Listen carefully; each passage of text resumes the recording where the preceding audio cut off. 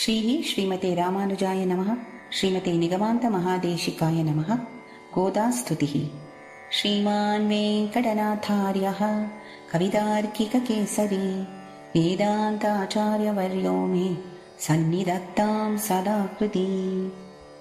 श्रीविष्णुचित्तकुलनन्दनकल्पवल्लीं श्रीरङ्गराजहरिचन्दनयोगदृश्याम् साक्षक्षमां करुणया कमलामिवान्यां गोदामनन्यशरणं शरणं प्रपद्ये। श्रीविष्णुचित्तकुलनन्दनकल्पवल्लीं श्रीरङ्गराजहरिचन्दनयोगदृश्यां साक्षक्षमां करुणया कमलामिवान्यां गोदामनन्यशरणं शरणं प्रपद्ये। वैदेशिकश्रुतिगिरामपि भूयसीनां वर्णेषु मातिमहिमा न हि मादृशां ते इत्थं विदन्तमपि मां सहसैव गोदे मौनद्रुहो मुखरयन्ति गुणास्त्वदीयाः। त्वत्प्रेयसश्रवणयोरमृतायमानां तुल्यां त्वदीयमणिनूपुरसिञ्चितानां गोदे त्वमेव जननी त्वदभीष्टवार्हां वाचं प्रसन्नमधुरां मम संविदेहि। कृष्णान्वयेन ददतीं यमुनानुभावम् तीर्थैर्यतावदवगाह्य सरस्वतीं ते गोदेवि कस्वरधियां भवती कटाक्षात् वाचस्फुरन्ति मकरन्दमुच कवीनाम्। अस्मादृशामपकृतौ चिरदीक्षितानाम् आह्नाय देवि दयते यदसौ मुकुन्दः तन्निश्चितं नियमतिस्तव मौलिदाम्नां तन्त्रीनिनादमधुरैश्च गिरां निकुम्भैः। शोणाधरेऽपि कुचयोरपि तुङ्गभद्रा वाचां प्रवाहनिवहेऽपि सरस्वती त्वम् अप्राकृतैरपि रसैर्विरजास्वभावात् गोदापि देवि कमितुर्ननु नर्मदासि। वल्मीकतश्रवणतो वसुधात्मनस्ते जातो बभूव स मुनि कवि सार्वभौमः गोदे किमद्भुतमिदं वदमि स्वदन्ते वक्त्रारविन्दमकरन्दनिभा प्रबन्धाः। भोक्तुं तव प्रियतमं भवतीव गोदे भक्तिं निजां प्रणयभावनया गृह्णन्तः उच्चावचैर्विरहसङ्गमजैरुदन्तैः शृङ्गारयन्ति हृदयं गुरवस्त्वदीयाः। मातः समुत्थितवतीम् अधिविष्णुचित्तम् विश्वोपजीव्यममृतं वचसा दुहानां तापच्चिदं हिमरुचेरिव मूर्तिमन्यां सन्तप्पयोधिदुहितु सहजां विदुस्त्वाम्। तातस्तु ते मधुभिदस्तुतिलेशवश्यात् कर्णामृतैस्तुतिशतैरनवाप्तपूर्वम् त्वन्मौलिगन्धसुभगाम् उपहृत्य मालां लेभे महत्तरपदानुगुणं प्रसादम्। दिक्दक्षिणापि परिपवित्रमपुण्यलभ्यात् सर्वोत्तरा भवति देवि तवावतारात् यत्रैव रङ्गपतिना बहुमानपूर्वं निद्राळुनापि नियतं निहिता कटाक्षाः। प्रायेण देवि भवती व्यपदेशयोगात् गोदावरी जगदिदं पयसा पुनीते यस्यां समेत्य समयेषु चिरं निवासात् भागीरथी प्रभृतयोऽपि भवन्ति पुण्याः।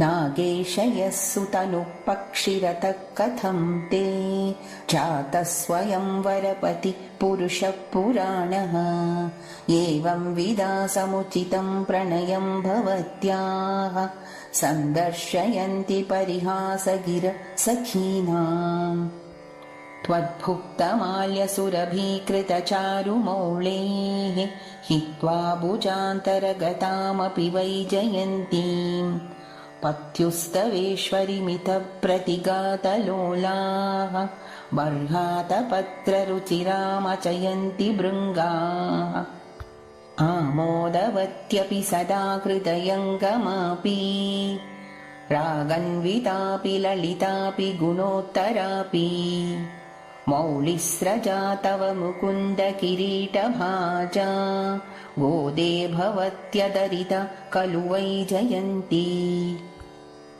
त्वन्मौलिदामनि विभो शिरसा गृहीते स्वच्छन्दकल्पितसपीतिरसप्रमोदाः मञ्जुस्वनामधुलिहो विदतु स्वयं ते स्वायंवरं कमपि मङ्गलतूर्यघोषम् विश्वायमानरजसा कमलेन नाभो वक्षस्थले च कमलास्तनचन्दनेन आमोदितोऽपि निगमैर्विभुरङ्घ्रियुग्मे धत्तेन तेन शिरसा तव मौलिमालाम् चूडापदेन परिगृह्य तवोत्तरीयं मालामपि त्वदलकैरधिवास्य दत्ताम् प्रायेण रङ्गपतिरेष बिभर्ति गोदे सौभाग्यसम्पदभिषेक महाधिकारम्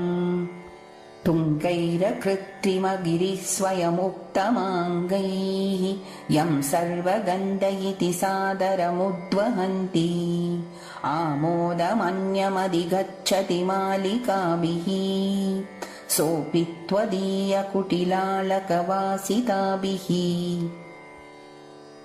तन्ये समस्तजगतां पितुरुत्तमाङ्गे त्वन्मौलिमाल्यभरसम्भरणेन भूयः इन्दीवरस्रजविवाददति त्वदीयानि आकेकराणि बहुमानविलोकितानि